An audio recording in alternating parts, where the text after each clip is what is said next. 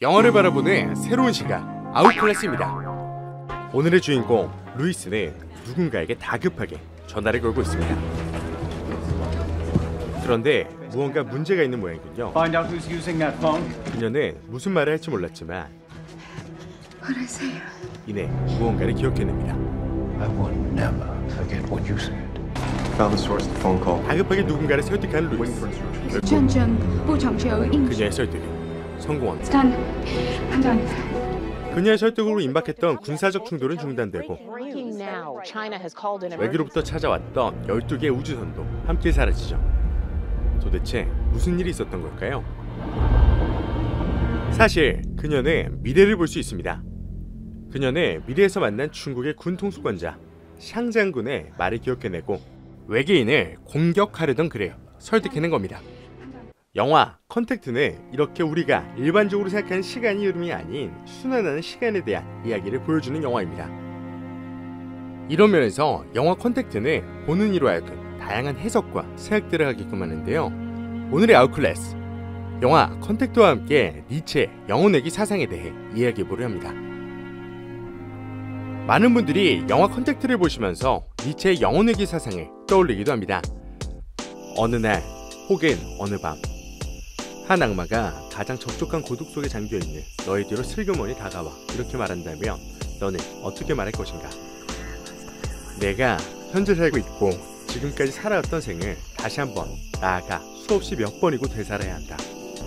거기에는 무엇 하나 새로운 것은 없을 것이다. 너의 생에 크고 작은 모든 일이 다시 되풀이되어야만 한다. 모든 것이 동일한 순서로 말이다. 너는 땅에 엎드려 이를 악물고서 그렇게 말한 그 악마를 저주하지 않을 것인가? 니체, 즐거운 지식 중. 니체의 영혼내기 사상은 인생의 크고 작은 모든 일이 영원히 반복된다는 사상입니다. 따라서 영혼내기의 시간은 일반적인 시간과는 다릅니다. 일반적인 시간관이 이렇게 과거에서 미래로 흐르는 직선형이라면 영혼내기의 시간은 이런 원형을 그리게 됩니다. 원은 시작과 끝이 없는 도형입니다. 이처럼 영혼내기 시간에서는 시작도 끝도 없이 그저 시간이 끊임없이 반복되기에 어디가 과거이고 어디가 미래인지 말할 수 없습니다. 이와 같은 관점으로 보면 앞서 보았던 루이스의 통화 장면도 쉽게 이해할 수가 있습니다. 통화를 시작할 순간까지도 루이스는 자신이 무슨 말을 할지 모르고 있습니다. 그러나 이내 그 내용을 기억해냈고 샹 장군 안의 유언을 떠오르는 대로 읽게 되죠.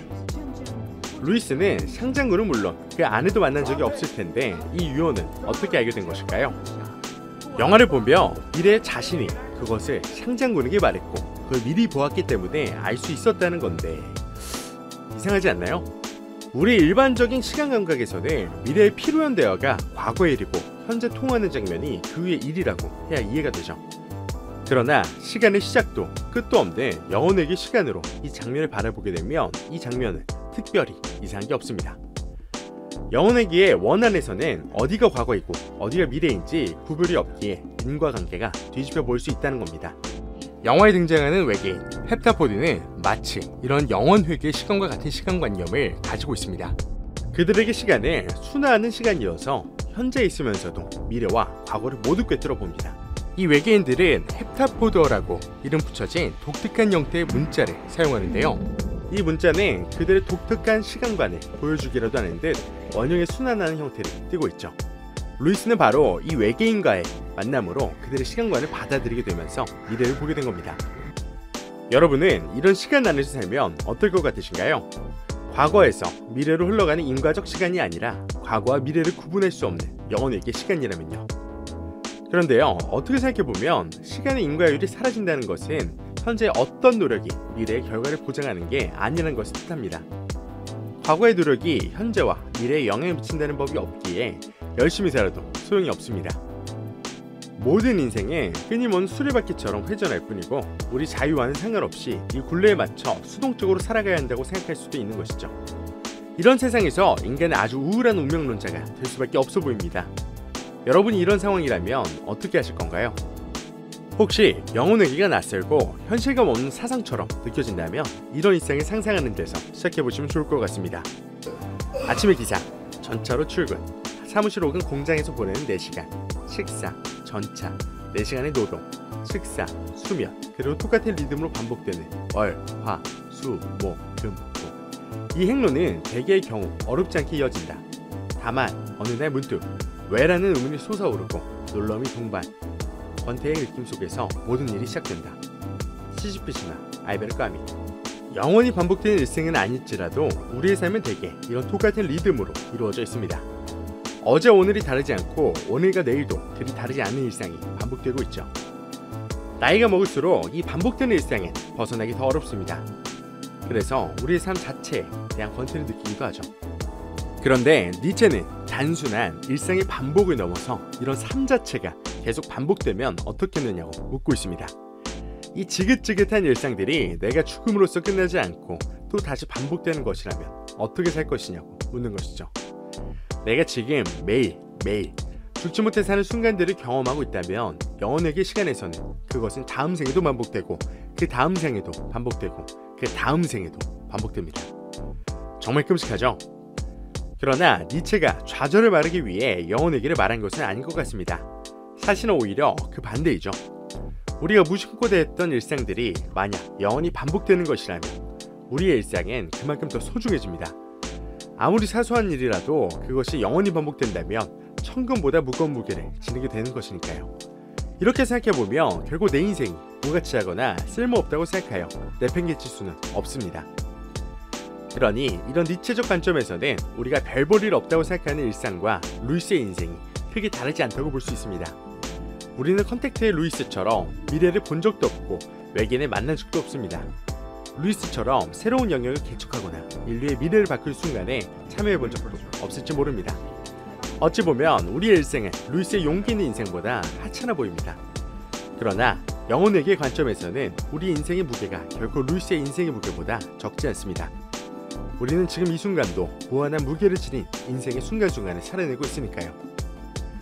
지금 이 인생에 다시 한번 완전히 똑같이 살아도 좋다는 마음으로 살라. 니체. 영화의 마지막에서 이안은 루이스에게 사랑을 고백합니다. You know, I've had my head tilted up to the stars for as long as I can remember. You know what surprised me the most? It wasn't meeting them.